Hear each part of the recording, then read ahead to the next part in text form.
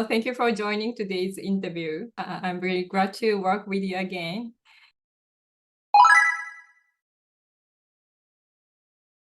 Firstly, could you briefly introduce yourself? Okay, great. My name is Austin Bonner. I'm a recruiting leader at Meta. I actually support our infrastructure data centers growth here, which is really the backbone of everything we do across our family of apps, across AI, generative AI, etc. I've been at Meta about 10 years now, and I'm currently based in Seattle.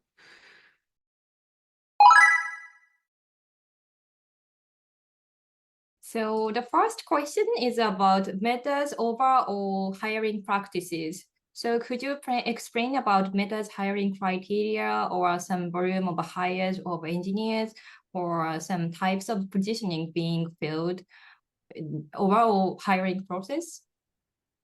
Sure, yeah. I think Meta and many other big tech companies find talent with a variety of different strategies. I think at the top companies, a strong referrals program helps with maybe 10 or 20% of the work. But the rest of those hires for engineering or for non-engineering roles are typically brought in by a recruiting team that's actively engaging passive talent. We also have emerging talent recruiting teams that focus on campus recruiting strategies at universities, PhD recruitment, and things like that. But there's no single recipe there. Top recruiters who source candidates are kind of leveraging a multi-part strategy that includes things like repeatable Boolean searches on multiple platforms, of course, scraping academic publications and conferences, pulling in business leaders to help engage some of the top candidates out there in order to just stand out from the sea of other recruiters constantly contacting them. So we have recruiters who are joining Tech Talks, who are scraping Google Scholar and other sort of academic publication platforms for things. But in general, well-rounded engineering talent at any big company in tech comes with a mix of technical acumen, but also business acumen. So for more senior engineering talent, that might include experience managing multiple projects end to end, maybe working as a tech lead for some kind of system initiative or product initiative, maybe full ownership across several different initiatives with complex, broad, stakeholder management. But depending on the nature of the job, the interview process is typically screening for technical skills and coding, of course, and that focus may differ depending on the type of role we're hiring for.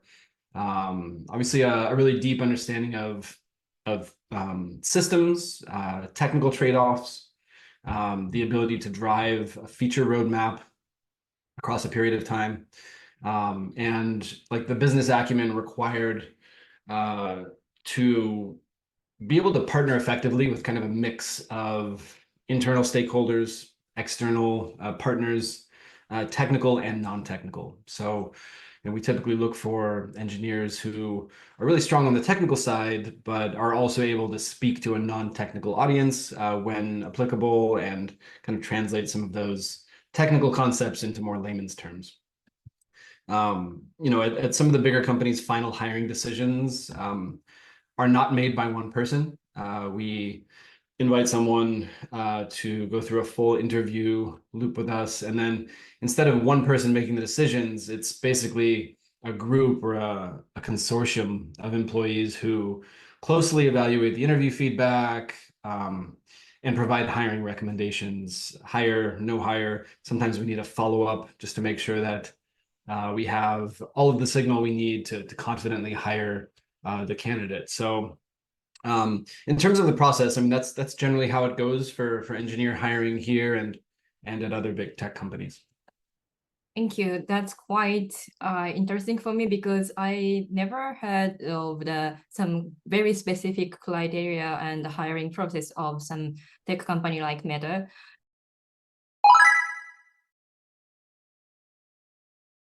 And there is a question about it is from my curiosity, how AI licensing changed some engineer hiring process or some criteria? Yeah, I would say as far as AI goes, I mean, recruiting, just to pan out a little bit, like recruiting is a pretty complicated business function with a whole matrix of individual machines, individual processes that all kind of have to be syncing together to really work effectively. So in the last few years with AI, obviously there's been some big developments worth noting that have helped to kind of automate or maybe streamline, certain parts of an otherwise pretty long manual process. So obviously there are AI-powered tools that can help kind of partially automate tasks such as basic screening of resumes, scheduling interviews, things like that. Because of our scale, we build a lot of these tools in-house versus using like third-party products, but there are a lot of like off-the-shelf enterprise solutions on the market for companies who are just needing to find ways to sort of reduce that top of funnel burden on their own recruiting staff. So, I think the main things in the recruiting process that have really been significantly changed by AI are sort of that resume screening and interview scheduling. We'll see what the future holds, though. I'm sure it's just a matter of time before more things are kind of automated in part by AI.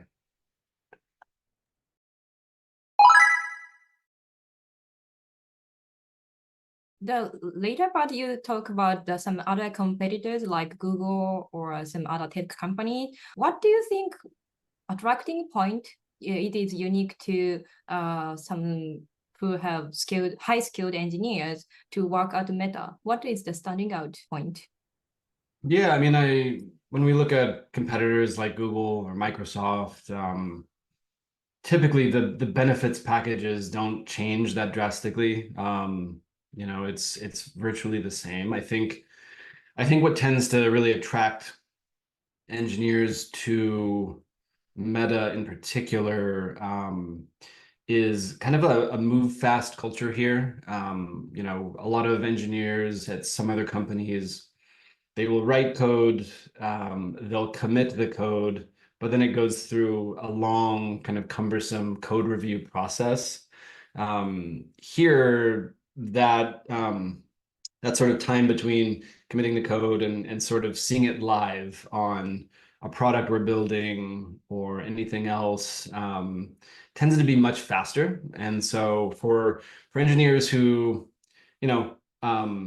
want to sort of see the quick impact of their work and sort of real-time impact of what they're doing versus having a long lead time in between, I think that's attractive. We also have a big like hackathon culture here. I think you might be getting into that a little bit later, but that tends to get engineers very excited as well because we have a culture here where you may be working on a specific product or a specific initiative, but through hackathons and through other things that we call like hacka months or hacka quarters, essentially you can kind of join a different team that you're not on and help them build something or ideate something really exciting. So we give that opportunity to engineers as well, just to sort of work on things that are kind of outside of their own swim lane. I could go on and on, but those are some of the big reasons I think that that engineering is appealing here.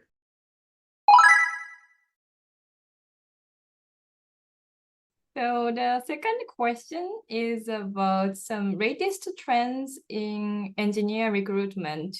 So we have talked before. It was around 2020 or 2021.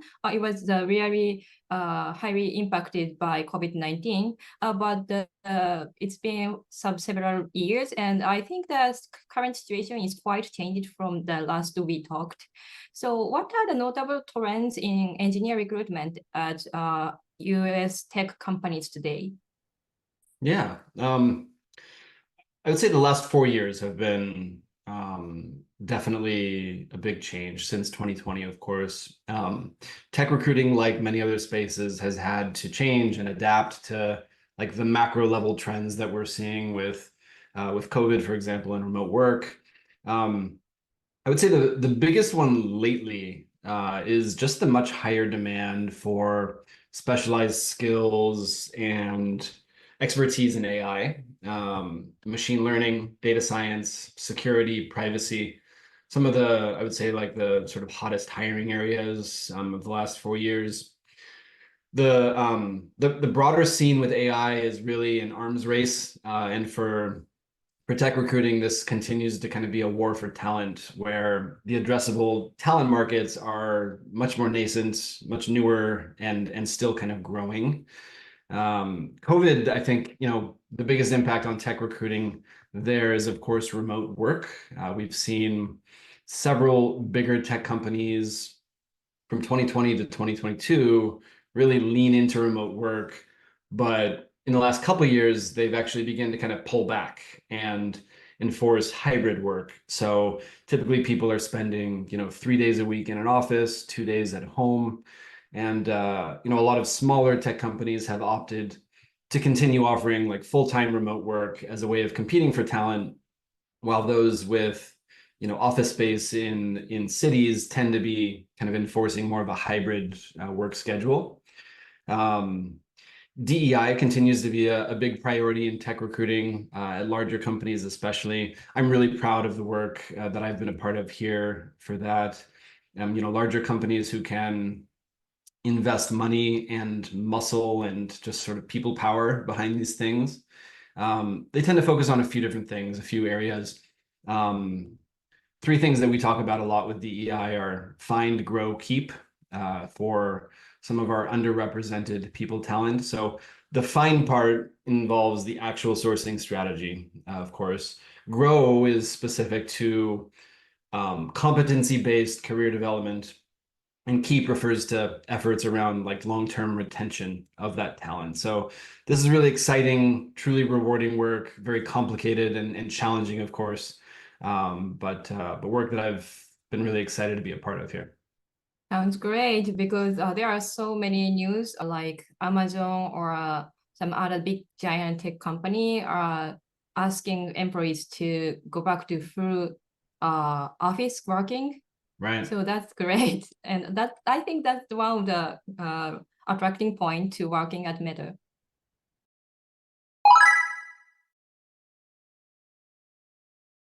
So the next question is about identifying top engineers. At the first question, you mentioned some part, but could you tell me the specific method of identifying top engineers? Because there are some programs in Japan, which means the HR team hires some engineers, but actually after working with him or her, she or he was not matching the skill.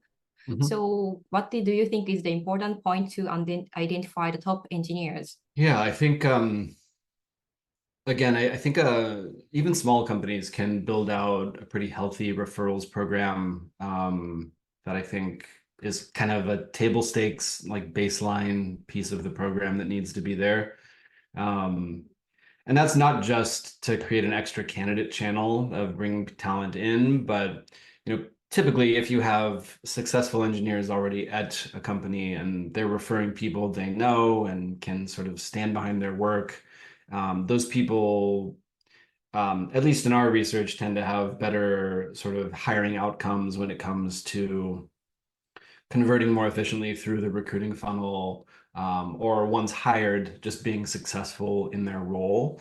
I also think it's really important to know, what kind of skill set you want for the engineers you're hiring.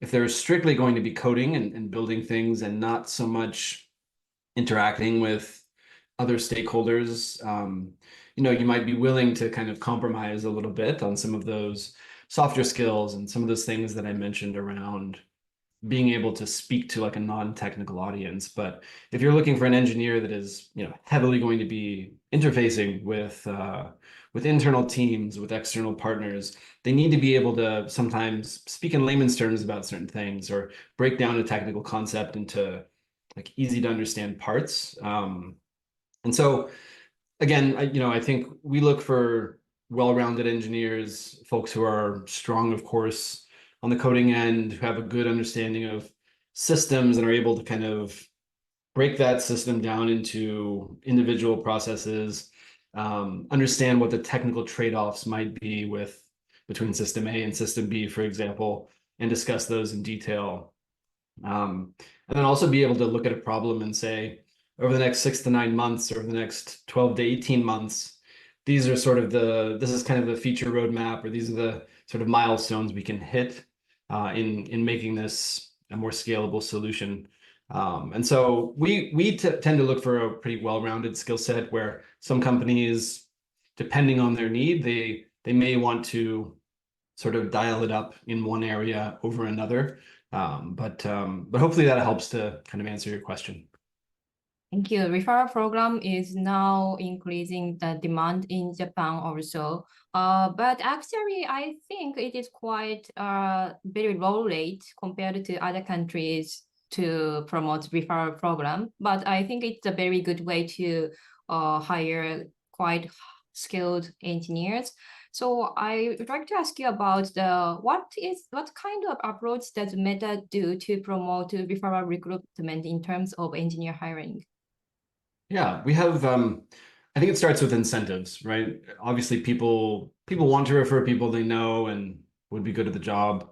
But we also incentivize successful employee referrals too. So if someone refers someone and that person ends up getting hired, they essentially get kind of a referral bonus as part of that. Nothing that's crazy or unique there. Most companies incentivize referrals some way there, but I think what I've learned the most in the referrals space is it just boils down to visibility into some of those open roles, and the more you can increase visibility through referrals bulletins or just kind of getting into a regular rhythm of posting out what is truly open, what we're looking for, the better you can kind of drive the referral strategy and kind of improve referrals as a source of hire. So it's not anything terribly complicated or nuanced. I think it's really just about being relentless on maybe like a monthly cadence about posting open roles and really encouraging people to refer. I see. That's quite important to communicate well with the employees to promote referral.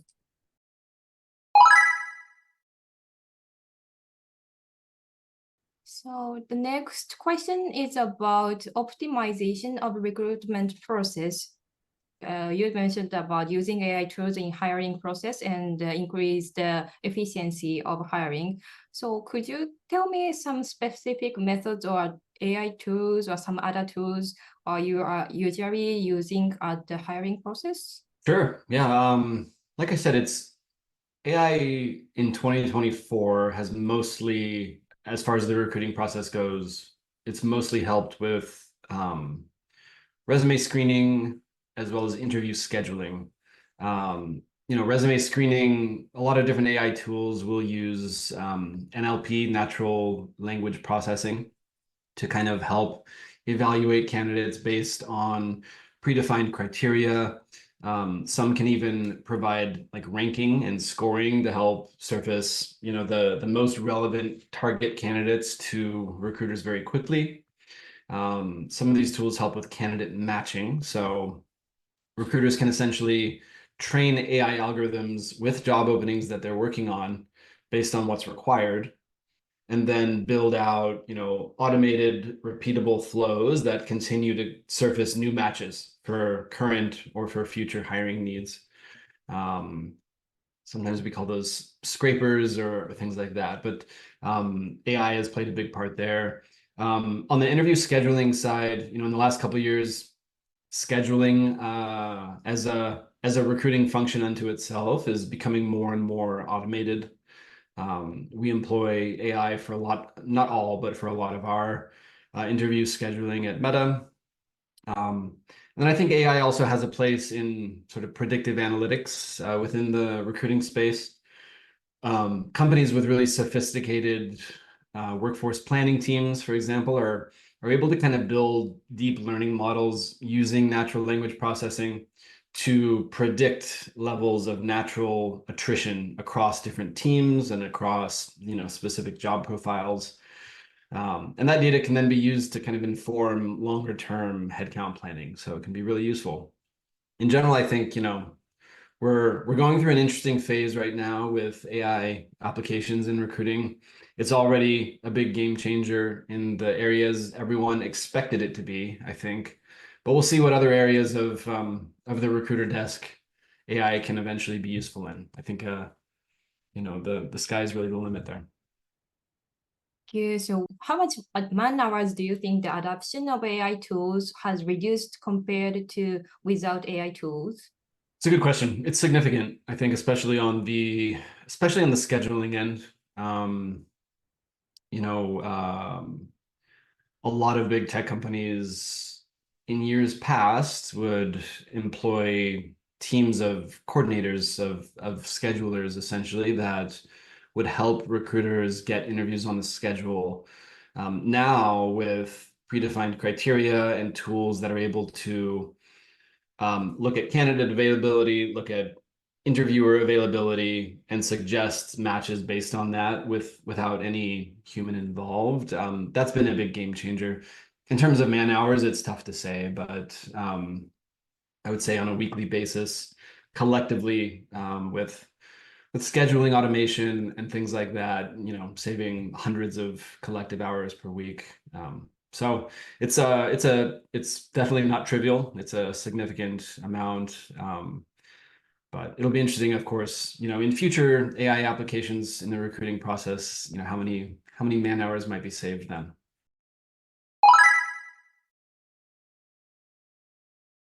So the next question is about recruitment marketing strategies. What recruitment marketing strategies does Meta implement to attract top engineers?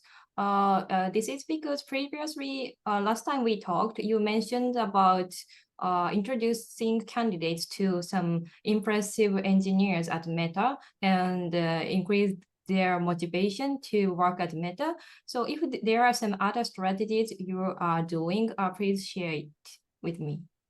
I would say by far employee outreach programs, which is what you just referenced, are the most important to have. When you leverage employees with deep or specialized professional networks to personally reach out to top candidates, response rates, which is typically the metric we would look at to measure effectiveness there, tend to be higher. And these are programs that can really be scaled with better tooling. And, again, you can measure success by looking at positive response rates.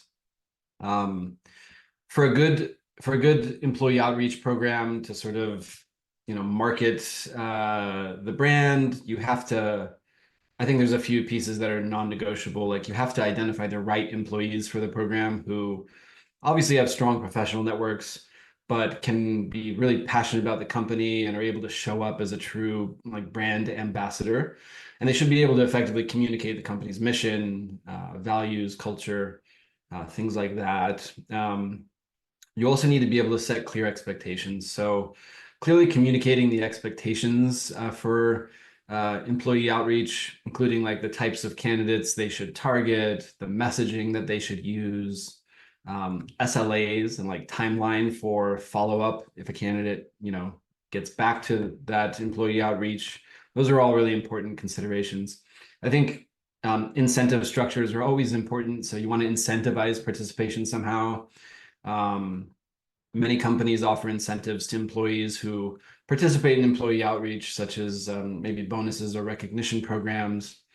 And obviously, you want to be able to track results and general effectiveness. So you can monitor the success of some of those employee outreach efforts by tracking things such as, the number of candidates referred, the quality of candidates, even things like time to hire.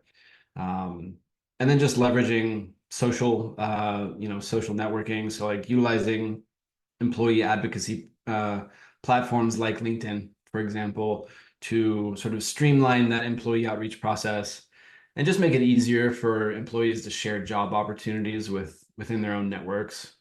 So employee outreach is probably the big one that I would say. There's also other things. I think I mentioned earlier, hackathons. Top tech companies tend to host big events called hackathons. For those who don't know, hackathons are big collaborative events where people come together to form teams and work intensively on a specific project or a specific challenge. And the goal is to sort of create a working prototype or a proof of concept or a solution to a problem within like a pretty short period of time. Usually it can be anywhere from a few hours to maybe an entire week. And for the company, it's a great branding opportunity and obviously a pipeline for full-time engineering talent in the future. So those are great marketing strategies as well. I think the last thing that comes to mind are like university partnerships.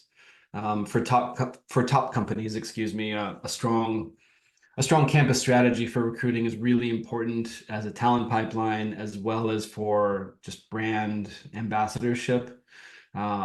These teams tend to work against the academic calendar to provide pathways for recent graduates into the company, sometimes through internship programs and even through like mentorship programs as well. So in terms of getting out there and really creating visibility into the brand, I think it boils down to those three things. Of course, there's other things too, but employee outreach, hackathons, and partnerships with universities to provide a good pipeline of talent and, of course, create brand visibility. Partnership with academia is, I think it's not popular in Japan yet. So it was quite interesting.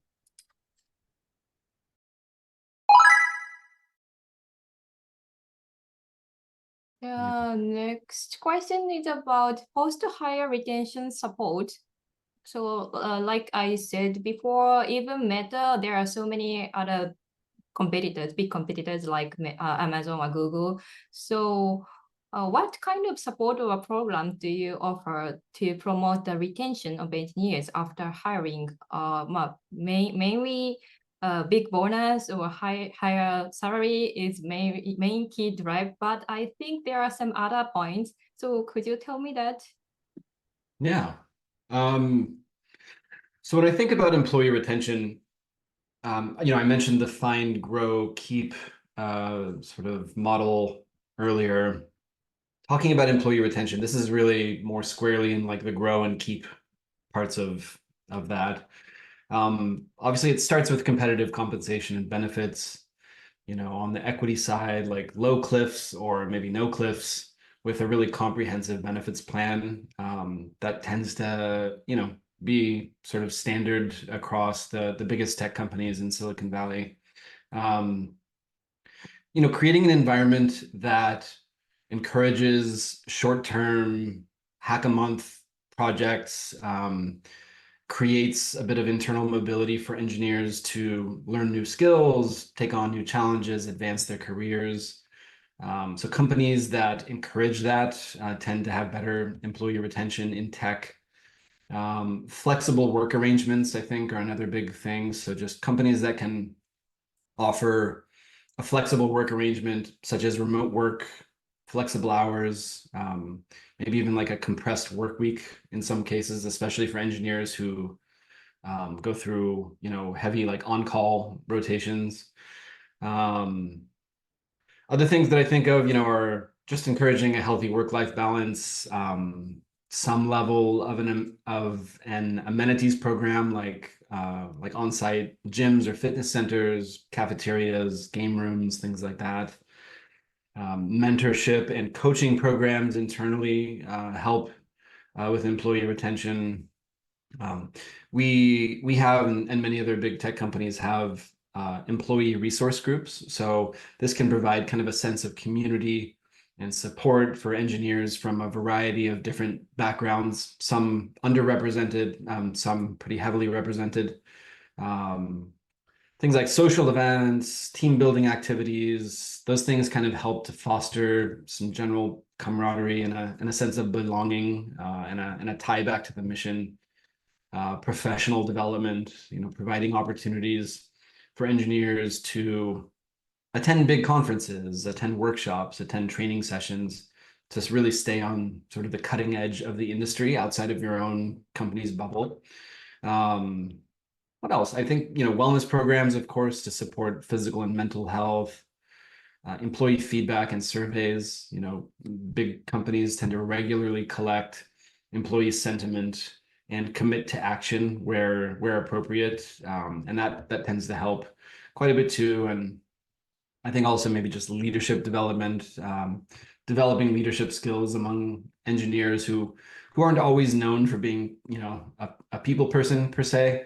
There are a lot of training programs, mentorship opportunities, and different opportunities to kind of lead projects and teams, sometimes in conjunction with speakers from Harvard Business Review or other groups like that can help. So those are some of the things I think about. I think with retention, it's not one singular thing. It's kind of a basket of different things that companies do to foster that. Wow, great. I feel like I really would like to work at Meta. So there are game rooms in office? Yeah. We have, not in every office, but in our big offices, like in our headquarters in Menlo Park, we actually have a video game arcade with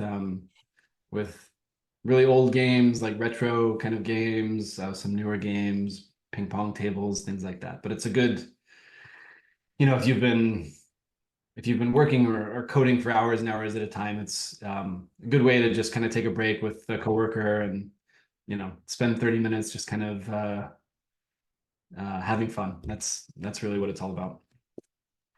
That's great. Do you think it's possible I visit your office in some near future? Definitely, yeah. I can. I can Really? get that either in Seattle or the headquarters in Menlo Park. And we also I'm part of our Japanese employee resource group, but we also just started to build out like a formal tour for Japanese visitors with native Japanese speakers and things like that. So absolutely, we can make something happen, Kiniko. Yeah, thank you. I'm very excited to hear that.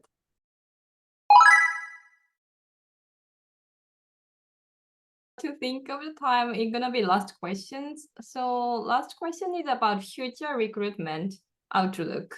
Like you said, AI is quite game changer for hiring process. So what kind of change or challenges do you foresee in engineer recruitment going forward? I think obviously increased competition. The demand for top engineering talent continues to increase, especially in specific areas. And companies just face intense competition to attract the best candidates and retain the best people over many years. Another thing that comes to mind is like skills obsolescence, or sometimes it's referred to as the skills gap. In tech, the rapid pace of change means that skills can become obsolete very, very quickly. And so companies have to find ways to attract and retain engineers, not only with the latest skills and expertise, but then they also have to continually kind of invest internally in learning and development programs to kind of cultivate skills around newer technologies.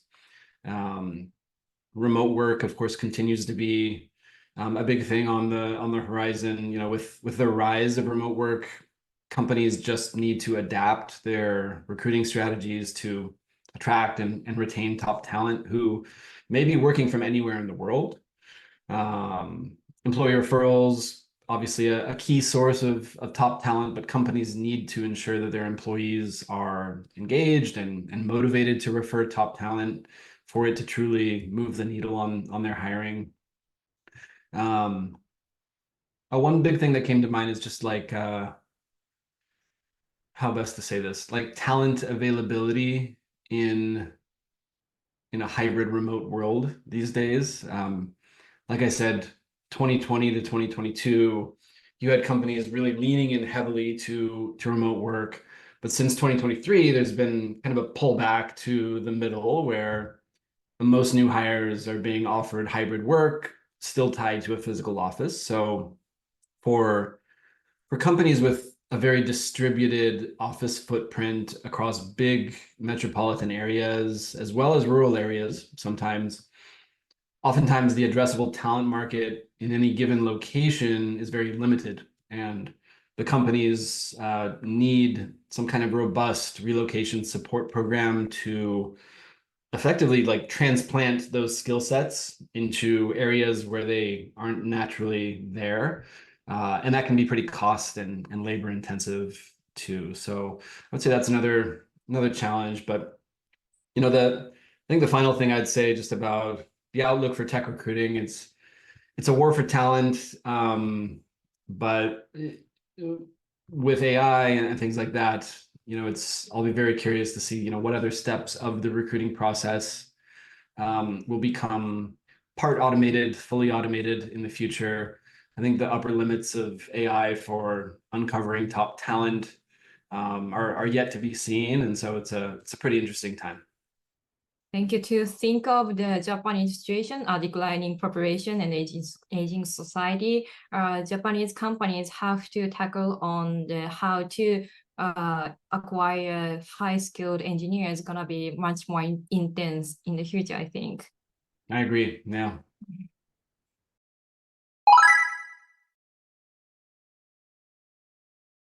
So that's all question from me. So lastly, could you give some message for Japanese HR people who are in charge of engineer hiring? Sure. I think hiring is a space where you cannot over rely on any one thing for bringing in talent. Sometimes you have a very strong brand that naturally is going to pull in talent, but sometimes you don't. And I think for the most part, for the vast majority of Japanese companies, they may not have that brand appeal. And so it's really important to start with a clear narrative around the company, its culture, its mission, its values, what sets it apart from other hundreds and hundreds of other Japanese companies, and start there. You have to be able to sort of define what makes your company special, what that secret sauce is. And then from there, as far as the find part of it, as far as like pulling in talent and identifying top talent, it can't just be posting jobs on LinkedIn, things like that. It has to be a multi-part effort. Our recruiting teams here and even recruiting teams at very small like boutique companies tend to have a lot of different tools in their toolkit, so to speak.